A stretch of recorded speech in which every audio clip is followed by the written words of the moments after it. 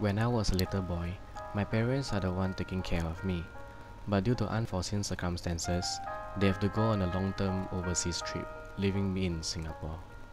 As soon as my parents left Singapore, I shifted to my grandmother's place. She took over the role of my parents, taking care of me, cooking meals and sending me to school every day. I remember being rebellious during my childhood. There was once my grandmother prepared lunch on the dining table. It tasted really awful. I threw a tantrum and swiped the utensils off the table, dashing into my bedroom, shutting the door real hard. My grandmother silently picked up the utensils and cleared up the mess I made. I was in the room without knowing that she actually went McDonald's to pack lunch for me. Eventually, I got closer to my grandmother since she was my only kin in Singapore.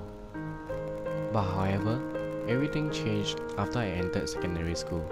I was bullied and laughed when my friends saw my grandmother fetching me to school every day.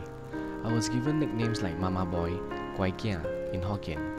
Whenever I asked my friends if I can join them for lunch or dinner, they would reject me, asking me to go home. Somehow, I felt insulted and eventually I started to hate my grandmother. She did not show any sign of displace at all. My relationship with my grandmother eventually drifted. It was her daily routine to see me home after school. There was one particular incident that changed my impression towards my grandmother completely. Knowing that my grandmother would be waiting for me at my school's main entrance, I deliberately left school from the side entrance. It was really coincident that my grandmother saw me.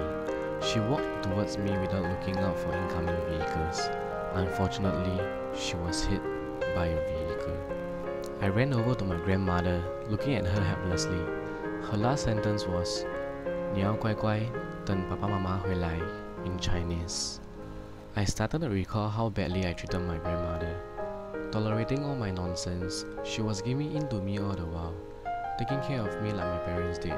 When she was around, I did not cherish her. When she's gone, everything is too late.